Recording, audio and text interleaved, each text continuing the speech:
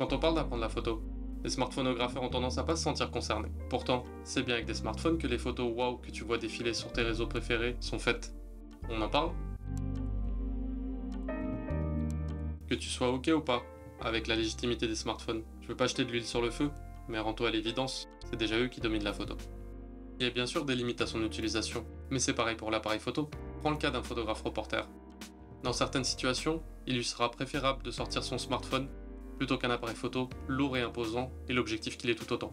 Il aura sa photo et il l'aura prise en toute discrétion. En fait, dans la majorité des cas, les smartphones d'aujourd'hui, ils font très bien le job. Les limites, elles sont pas techniques, elles sont psychologiques. C'est pas encore dans les mœurs de faire payer un client pour des photos prises à l'iPhone. En tout cas, pour une utilisation perso, artistique ou créative, il a un certain avantage. Il est toujours dans ta poche. Ne confonds pas bonne qualité d'image et bonne photo. C'est deux choses complètement différentes. C'est pas parce que tu t'es offert un appareil photo dernier cri qui au passage a fait un cratère dans ton compte en banque que tu seras un excellent photographe avec de splendides photos. Désolé de te décevoir. C'est comme si tu me disais que tu t'étais offert un superbe piano de cuisine et que t'allais devenir le prochain chef étoilé. Il y a des étapes entre les deux. Ce qui compte, c'est pas vraiment ton matériel, c'est d'apprendre à bien le connaître. Et dans des situations où tu atteins les limites de ton matériel, appareil photo ou smartphone, c'est tes connaissances et tes compétences qui vont compenser les limites. Comme je te le disais, faut pas confondre bonne qualité et bonne image. Quand je parle de qualité, c'est pas pour cibler les smartphones. Surtout qu'ils ont des caractéristiques de plus en plus impressionnantes. Et ils ont un gros avantage aussi. Ils sont souvent assistés par des intelligences artificielles super performantes. Les marques d'appareils photo devraient s'en inspirer d'ailleurs. Il y en a encore beaucoup qui seront réfractaires à comparer un smartphone avec un appareil photo ou à les mettre dans la même catégorie. Mais quand tu regardes vraiment en détail les données techniques, ils jouent dans la même cour. Je veux pas m'attarder sur la technique, mais pour illustrer que c'est pas la qualité d'image qui limite ton smartphone, j'ai fait le test avec une des photos que j'ai prises avec mon iPhone récemment. Personnellement, je préfère utiliser un appareil photo. Mais là, j'avais que mon iPhone avec moi. C'était soit je prends la photo, soit j'en ai pas. Le choix était vite fait. Et après avoir traité la photo à mon goût, j'étais curieux de voir jusqu'à quelle taille d'impression je pouvais aller en ayant une bonne qualité d'image. J'ai été agréablement surpris de voir que je pouvais monter jusqu'à un 60-80. Les tirages que je propose à la vente sur mon site vont jusqu'à 60-90. Elles s'intègrent donc parfaitement. Du coup, l'argument qui dit que les smartphones n'ont pas une assez bonne qualité d'image, poubelle.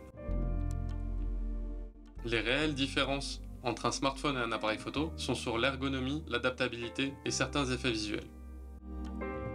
La première différence, c'est l'ergonomie. À la différence d'un smartphone, l'appareil photo a des boutons et des molettes physiques qui rendent plus facile l'accès aux réglages et surtout plus rapide. L'adaptabilité, tout simplement parce que sur un appareil photo, tu peux changer d'objectif en fonction du résultat que tu veux obtenir. La majorité des marques d'appareils photo ont un large choix d'optique et la seule limite créative, c'est de savoir ce que tu veux comme résultat au final.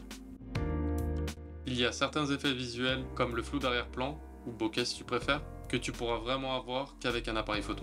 Pour simplifier, c'est un effet qui est dû à la qualité de ton optique, à la taille du capteur de ton appareil et à la distance entre ces deux éléments.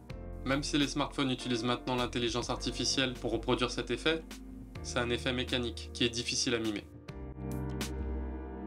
À chaque changement, transformation de la photographie, c'est la même histoire. Il y a les vrais photographes d'un côté qui utilisent la vieille recette et les faux photographes de l'autre avec la nouvelle recette qui vient remplacer l'ancienne.